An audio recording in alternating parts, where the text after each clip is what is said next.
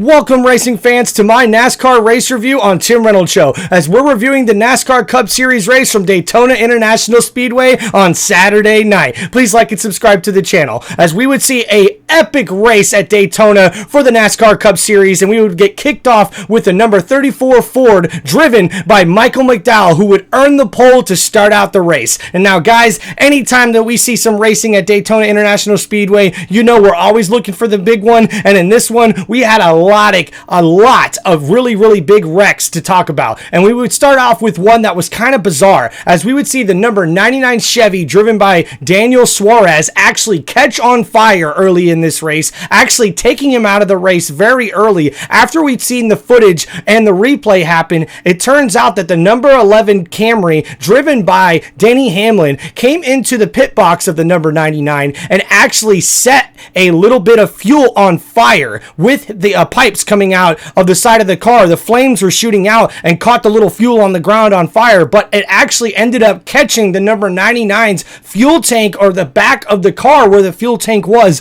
on fire. So this was very dangerous. I was happy to hear that Daniel Suarez got out with no problems whatsoever, but the fire was so bad that this knocked the 99 out way early in this race, probably after the first round of pit stops. And man, did we have some epic crashes in this one, guys, as we would see Michael McDowell, who ended up getting the pole in this one, actually get wrecked from the pole position. As he was leading the race, he would get bumped way too hard and come crashing down from the top of the first corner there at Daytona, come crashing down in front of the number 22 Ford of Joey Logano, who ended up crashing into him very hard. The number 34 then lifted up off the ground, all four wheels in the air, but luckily it was able to come right back down, but ended up backing up into the number 48 Chevy of Alex Bowman. And man, Bowman got lucky that the back of that car, the 34, didn't hit him right on his driver net window. It ended up hitting the back part of the tire in the car, which thank God that happened, because this could have been way more scarier of a wreck than what it was. But it definitely was a sight to see, as the number 34 and everybody walked away, no problems whatsoever. But this definitely knocked out the number 34, the number 22, the number 48, and a lot of other handful of cars after this wreck. And this would not be the last big wreck that we would see for the rest of the night, folks, as we would see number 4 Ford driven by Josh Berry actually get flipped, as we had a repeat of what happened last week to the number 7 Chevy of Corey LaJoie, as Josh Berry would flip over in his number 4 Ford on top of his roof, grinding all his way into the interior wall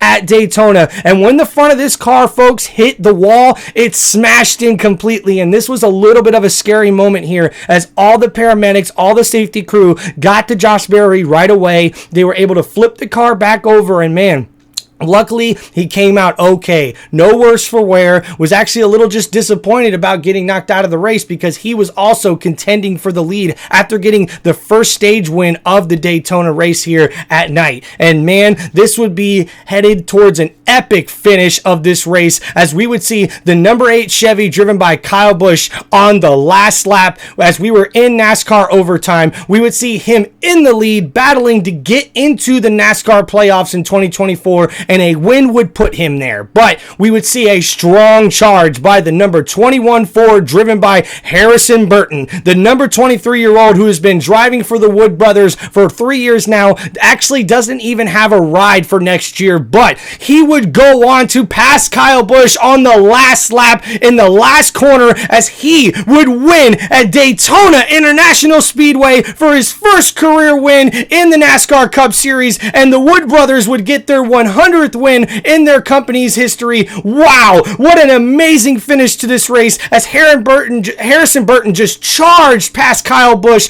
building momentum right into getting into the last corner, pretty much right before the checkered flag, and was able to hold off Kyle Busch to get his first career victory. This was an amazing finish, like you always see at Daytona. And wow, congratulations to Harrison Burton, as he was able to get the victory in this one, his first career victory. But now this means that the number 21 team there for the Wood Brothers has locked themselves into the 2024 NASCAR playoffs with this victory. But because of that, we now know that there are going to be only a small amount of spots left, with one race left in the regular season for the NASCAR 2024 season before we hit the playoffs. As we head to Darlington next week, this will be the last race and the last opportunity for some drivers to be able to get into the playoffs. So we know right now after this race in Daytona that we have, let me read here, 13 drivers of the 16-man playoff locked themselves in after this particular race here, as we will be seeing a lot of battling towards the end on guys really trying to get in by points. Now, right now, Martin Truex Jr.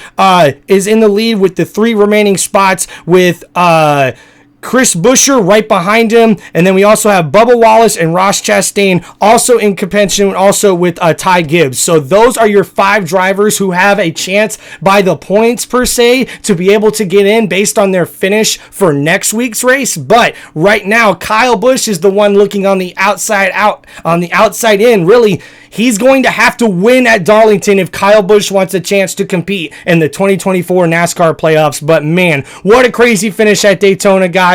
This has been Tim Reynolds Show with your NASCAR race review. And man, anytime we go racing at Daytona, guys, it's always epic. If you guys haven't got a chance to go to Daytona in person and see one of these NASCAR races, you have got to go check it out. Daytona and Michigan International Speedway are the 2 racetracks that I've got to been to, and those are actually the last 2 races that we've had here in the NASCAR Cup Series. So it's been amazing to watch the last 2 weeks. The racing has been incredible, so fast. Obviously, we've had some scares with the flipping of cars 2 times in the past 2 races, 2 weeks in a row. So I know NASCAR is definitely going to be looking at some ways to sort of prevent this from happening. Although they did add another fin to the right side of the car for this Daytona race that really probably helped out Michael McDowell earlier when he flipped. So this is probably a good thing that NASCAR is trying to get these safety features up, doing better with that. And of course, NASCAR is always trying to implement as many more safety changes and rule changes as they possibly can to be able to make these cars safer for the drivers and for the spectators watching, of course. So this has been Tim Reynolds Show. Please like and subscribe to the channel, guys. Thank you so much for checking out my channel, where you'll get more NASCAR content, more sports content, more football content, and more sports entertainment right here on Tim Reynolds Show. Thank you, everybody, for helping support my dream. This has been a dream of mine since 2015. Since I was a kid in high school, I first thought of this, and now getting to follow my dream to be a YouTuber, to talk about sports every day with you guys, it is a dream come true. And thank you, guys. Please leave some comments. Let me know what you think of the show, who your favorite driver is, what do you think is going to happen in the 2024 NASCAR playoffs, and anything else you guys want to talk about. Thank you guys so much for all the support. Peace out, everybody. Have a great day.